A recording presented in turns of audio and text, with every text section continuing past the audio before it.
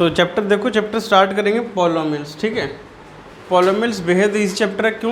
क्योंकि ज़्यादा चीज़ें करने को है नहीं इसमें, इस बारी थोड़ा सा बेसिक चाहिए हमें, वो बेसिक हम कुछ क्लास में कवर कर लेंगे और उसके बाद फिर आगे चलेंगे। बेसिक कैसे? जैसे कि फर्स्ट चीज़, ये पॉलिनोमियल्स होता क्या है? पॉली में यहाँ पे पॉली का मतलब क्या होता है? पॉली मतलब मैनी और नोमियल्स मतलब टर्म्स। हम ऐसा बोलेंगे कि जिसमें मैनी टर्म्स, जिसमें क्या हों? Many terms. जिसमें बेसिकली हमने पिछले क्लासेस में क्या करा है, हमारे पास एक लीनियर पॉलिनोमियल देखा है, लीनियर के भी दो टाइप देखे, फिर हमने क्वाड्रेटिक पॉलिनोमियल देखेंगे इस क्लास में, और हम देखेंगे क्यूबिक पॉलिनोमियल। हमें पता कैसे चलता है कि कोई क्यूबिक है और कोई क्वाड्रेटिक है? ये कैसे पता लगता है मुझे? ये हमें पता लगता है उनकी डिग्री देखकर। अभी डिग्री क्या होती है? डिग्री होती है, डिग्री हमारे पास क्या होती है? डिग्री को हम बोलते हैं वेरिएबल्स हाईएस्ट पावर। अब जिनको नहीं पता उनके लिए 3-4 एग्जांपल देना चाहूँगा। एग्जांपल में दे रखा मान लो x plus Y square plus X Y. हमसे पूछा बताओ इसमें डिग्री कितनी है? तो डिग्री के लिए क्या करेंगे? वेरिएबल की पावर, जिसकी पावर नहीं लिखी होती क्या मानते हैं? 1 1 एंड 1, हाँ है ना। तो इसकी वैल्यू कितनी आ रही है? 1 आ रही है, इसकी 2 आ रही है। और अगर ऐसे लिखा हो तो हम उसको एक ही टर्म मानते हैं। कितने टर्म मानते हैं? एक। अगर ये एक ही टर्म है तो इसकी डिग्री कितनी बनेगी फिर? 2। 1 प्लस 1 ऐड कर देंगे तो यहाँ मैक्सिमम पावर 2 बन रही है, तो यहाँ पे डिग्री कितनी आएगी? 2। X Y Z plus X square Y square plus X Y Z square plus X square Y square Z square.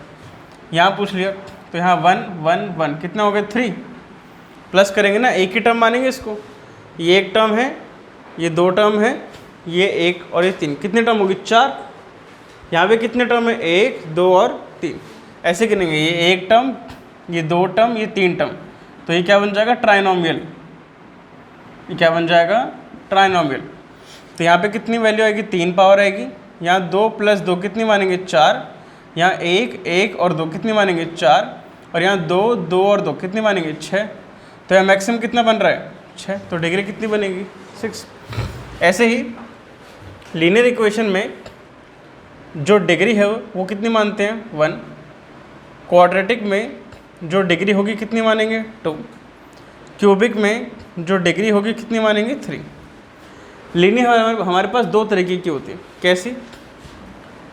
Equation of one variable, ऐसी इक्वेशन जो सिर्फ क्या हो? एक वेरिएबल की हो। Example 3x plus 5 7y minus 7 या सिर्फ 7y। इन सभी के अंदर एक ही वेरिएबल है, देखो ध्यान से, एक ही वेरिएबल और सब वेरिएबल की पावर कितनी है? 1। तो एक कैसी इक्वेशन है? Linear equation in one variable. और एक और होती है जैसे कि इक्वेशन ऑफ टू वेरिएबल, जो कि हमने किस में देखा? पेयर ऑफ लीनियर इक्वेशन में। उसमें क्या था? ax plus by plus c is equal to 0। Example 2x plus 3y minus 7 is equal to, तो यहाँ पे दो वेरिएबल है जिनकी पावर कितनी है? 1 है। तो linear equation in two variable, हाँ है ना। क्वाड्रेटिक को कैसे लिखेंगे? ax square plus bx plus c is equal to 0, हाँ है ना।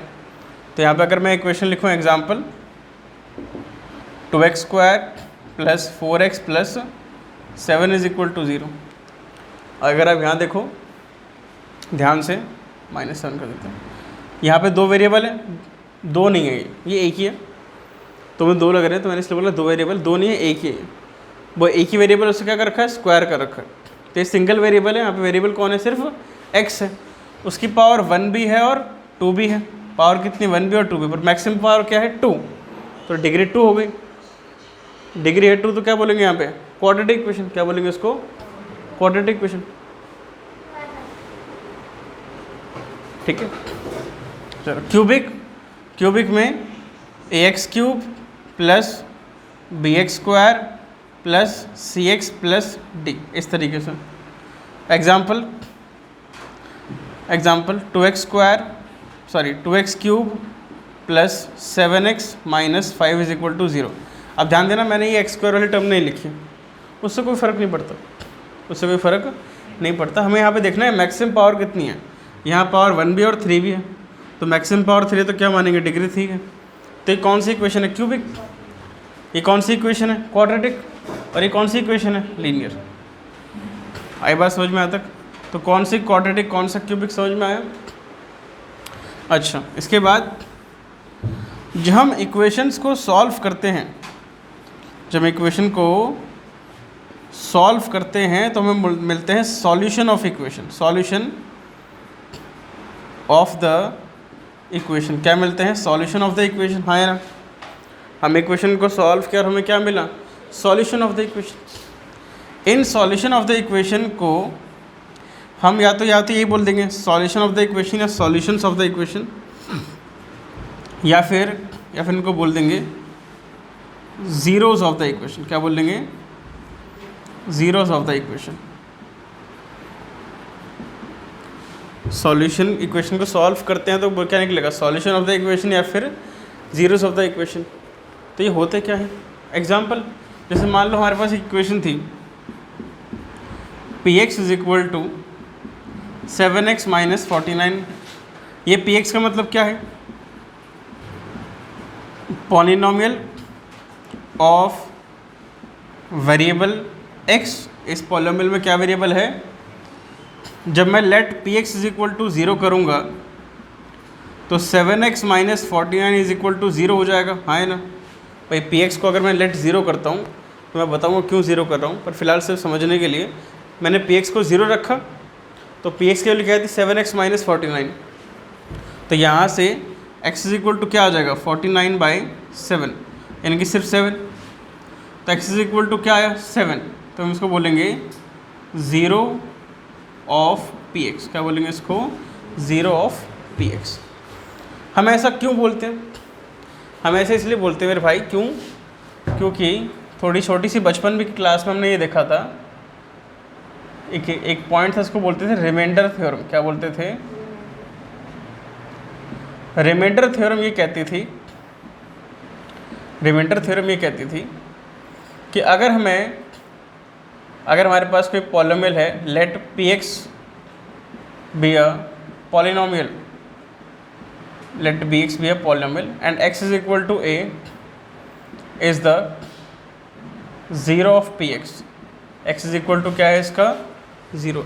तो रिमाइंडर थ्योरम ये कहती थी कि अगर मैं इस पॉलिनोमियल के अंदर x की जगह ये a पुट कर दूंगा, रिमाइंडर थ्योरम क्या कहती थी, अगर मैं इस x की जगह क्या पुट कर दूंगा, ये a पुट कर दूंगा, तो मेरा आंसर कितना आएगा 0। तो इसलिए हम क्या करते हैं, हम सॉल्यूशन निकालने के लिए पॉलिनोमियल क्या मान लेते हैं थोड़ी देर के लिए 0। अगर मैं थोड़ी देर के लिए पॉलिनोमियल को 0 मान लूँगा तो मैं उल्टी प्रोसेस कर रहा हूँ। उल्टी प्रोसेस कैसे, कि x is equal to a put किया तो पॉलिनोमियल 0 हो गया। तो मैं क्या कर रहा हूँ, मैं ऐसा मान के चल रहा हूँ कि पॉलिनोमियल 0 हो गया। अगर पॉलिनोमियल 0 हो गया तो मुझे क्या मिल जाएगा, x is equal to a मिल जाएगा। तो मैंने लेट किया कि पॉलिनोमियल मेरा 0 है, तो यहाँ से मुझे वो वैल्यू मिल जाएगी x की, यहाँ से मुझे x की वो वैल्यू मिलेगी जिस पर पॉलिनोमियल क्या बन जाएगा 0। यहाँ पर मुझे x की वो वैल्यू मिलेगी जिस पे पॉलिनोमियल क्या बन जाएगा 0।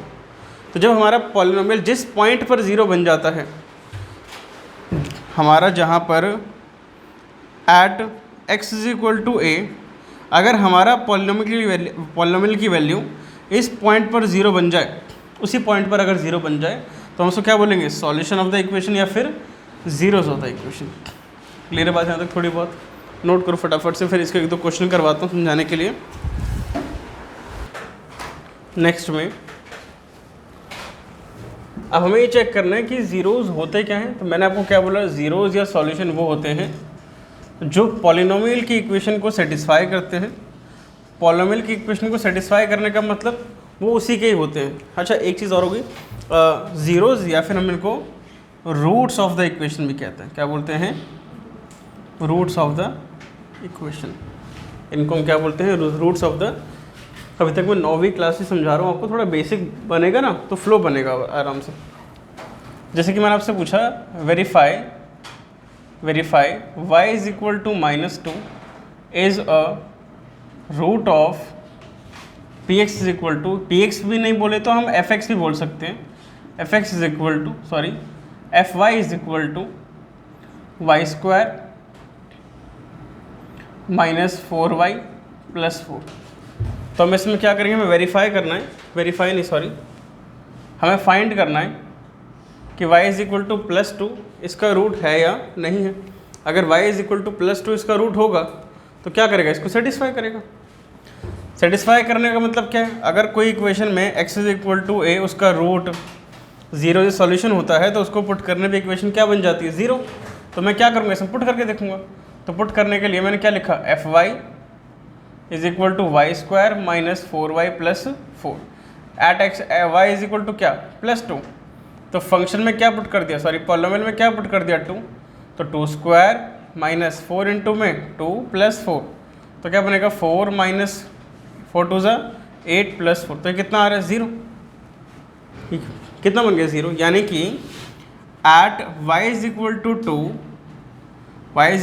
2 मेरी fy की वैल्यू क्या आ रही है, 0 आ रही है।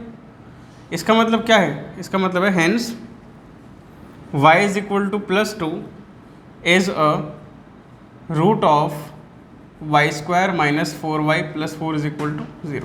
ये इसका रूट है। क्या है इसका रूट, तो क्या, तो रूट इसमें से ही तो आया होगा भाई। रूट कहाँ से आते हैं, रूट 0 इक्वेशन में से ही तो आते हैं। रूट 0 कहाँ से आते हैं, इक्वेशन में से आते हैं। उन इक्वेशन को वापस इसमें पुट करोगे तो वो तो उसको प्रूफ ही कर देगा। अगर मैं x इज इक्वल टू 7 इसके अंदर दोबारा पुट कर दूँ, ज़रा पुट करो, x की जगह क्या पुट करो, 7, यहाँ 7 इमेजिन करो, 7 7 जा 49 - 49, तो उसमें से अगर कोई वैल्यू आई है वापस उसमें लेके जाओगे तो उसको तो सेटिस्फाई ही करेगी ना। क्या करेगी, उसको सेटिस्फाई करेगी। तो क्या मैं सरल भाषा में ये कह सकता हूँ, क्या मैं सिंपल भाषा में क्या ये बात कह सकता हूँ, ध्यान देना एक बारी। If x is equal to any value a is a root या 0 is a solution of px तो at x is equal to a, तो जो px की वैल्यू आएगी आएगी वो 0 आएगी। क्या आएगी, पॉलिनोमियल की वैल्यू इस पॉइंट पे क्या आएगी, 0 आएगी। समझ में ये बात। ये कौन सी थ्योरम थी हमारी, रिमाइंडर थ्योरम। कौन सी थी ये। अगर ये बात सच है तो मेरी एक बात और मुझे समझाओ, ध्यान देना।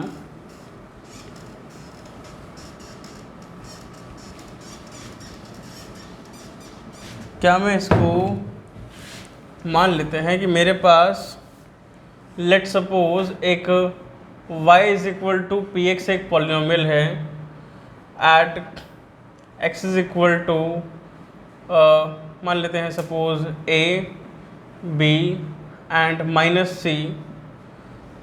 -c तो पी ए जो होगा या x is equal to a are roots of P X. मतलब मैंने पी एक्स को क्या मान लिया, थोड़ी देर के लिए y मान लिया। पी एक्स को थोड़ी देर के लिए क्या मान लिया, a b और -c इसके रूट्स हैं। तो क्या मैं ये कह सकता हूँ पी ए की वैल्यू भी 0 होगी, पी बी की वैल्यू भी 0 होगी और पी -c की वैल्यू भी 0 होगी, हाँ है ना। और अगर मैं इसका ग्राफ ड्रॉ करूँ तो ये हमारी x एक्सिस है, x डैश, ये y है, y डैश, ये ओरिजिन है। यहाँ कहीं पे a होगा, यहाँ b होगा और यहाँ पे क्या होगा, -c। माइनस तो इधर ही आएगा ना, इधर वाले प्लस के होंगे। और y को मैंने क्या मानना था, px। y को मैंने क्या मानना था, अगर आप ध्यान से देखो a पर b पर और -c पे जो पॉलिनोमियल है उसकी वैल्यू क्या है, 0 है ना। अगर हमारा ग्राफ ऐसे जा रहा है, ऐसे करके देखना ध्यान से जरा एक बारी, तो मैं इस ग्राफ को गलत बोल दूँ क्या, नहीं, ये ग्राफ बिल्कुल ठीक है।